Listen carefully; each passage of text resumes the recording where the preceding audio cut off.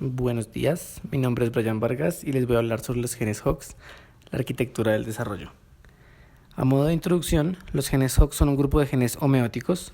Esto quiere decir que se encargan de la regulación de la posición celular y tisular, así como de la organización de los tejidos a lo largo del eje anteroposterior del cuerpo. El objetivo de esta exposición es explicar el origen, organización, funciones y aplicaciones biomédicas de los genes Hox, así como destacar la importancia de los genes Hox en el desarrollo de la evolución y de las patologías humanas. Los genes Hox tienen un origen evolutivo derivados de la duplicación temprana de un grupo de proto-Hox. Estos se dividieron en Hox, que se encarga del desarrollo del eje anteroposterior del cuerpo, y para-Hox, que se encarga del desarrollo del cerebro y del tubo neural. Los invertebrados tienen un solo grupo de genes llamados homeobox, mientras que los vertebrados tienen los genes Hox agrupados en 4 clústeres, denominados Hox A, Hox B, Hox C y Hox C. Esta agrupación en clústeres implica que la posición de un gen se correlaciona directamente con su expresión espacial en el embrión. Esto se denomina colinealidad y puede ser dividida en 2 partes: colinealidad espacial y colinealidad temporal. La colinealidad espacial hace referencia a que los genes más cercanos al extremo 3' se expresan en regiones más anteriores del cuerpo, mientras que la colinealidad temporal implica que los genes más cercanos a la región 3' se expresen antes durante el proceso del desarrollo del organismo.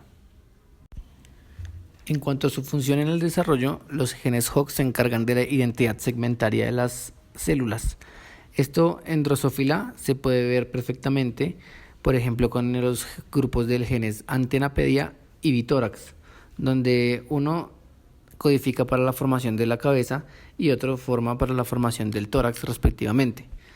En vertebrados, esta identidad segmentaria hace que los genes de Hox A y Hox D formen las extremidades, mientras que los genes Hox A5 y Hox B5 forman la ramificación bronquial, destacando el papel de estos genes en la formación de órganos. Los genes Hox logran una precisión altísima al momento de la codificación para el desarrollo de los tejidos a través de mecanismos de regulación bastante complejos que incluyen factores genéticos, epigenéticos y moleculares.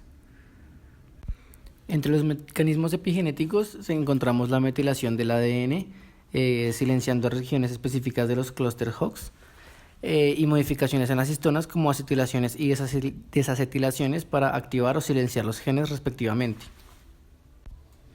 Otro mecanismo son factores transcripcionales como por ejemplo proteínas TALE, que actúan como cofactores para aumentar la especificidad de la unión de los genes Hox al ADN, asimismo como la relación que se encuentra en las estructuras de los homeodominios en las regiones helicoidales que facilita la interacción con el ADN. También podemos encontrar elementos reguladores cis, como enhancers y silenciadores específicos que se encuentran en secuencias del ADN que activan o reprimen la expresión de los genes Hox en ciertas regiones específicas del embrión.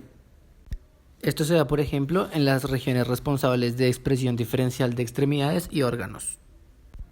Adicionalmente, los genes Hox regulan la expresión de otros genes y otros genes diana en cascadas moleculares. Esto se da, por ejemplo, para especificar las regiones proximales y distales de las extremidades. Además de su papel en el desarrollo embrionario, las alteraciones en la función o en la regulación de los genes Hox podrían tener implicaciones significativas en enfermedades humanas, desde malformaciones congénitas hasta el cáncer.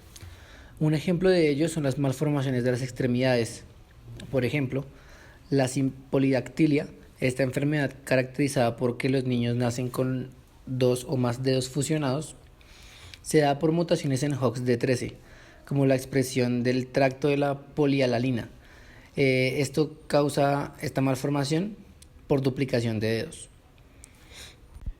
Por otro lado, mutaciones en Hox A13 producen malformaciones simétricas en manos y pies, además de anormalidades urogenitales en el síndrome mano-pie genital.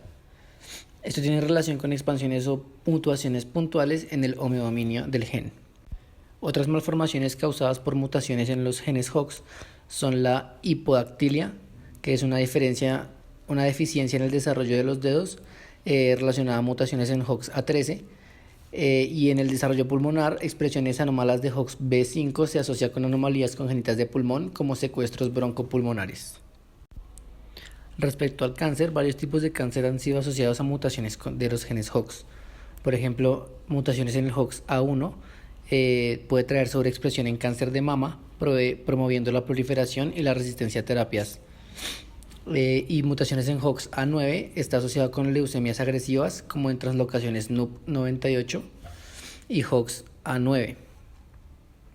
Adicionalmente, translocaciones de MLL1, que es un regulador de los genes HOX, generan proteínas que mantienen la expresión anómala de genes como HOX-A4 y HOX-A11, bloqueando la diferenciación celular, causando leucemia mieloide aguda.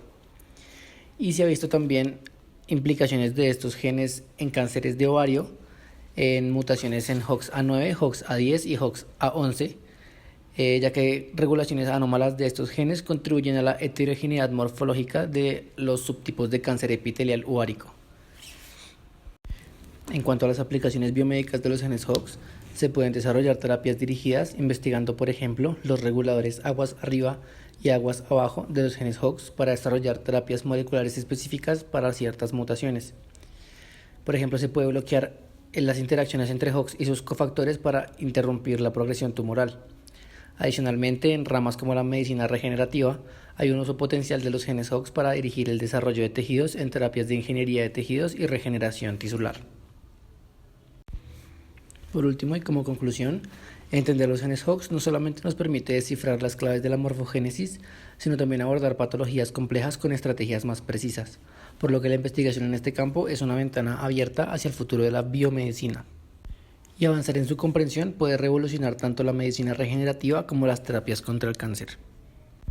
Muchas gracias.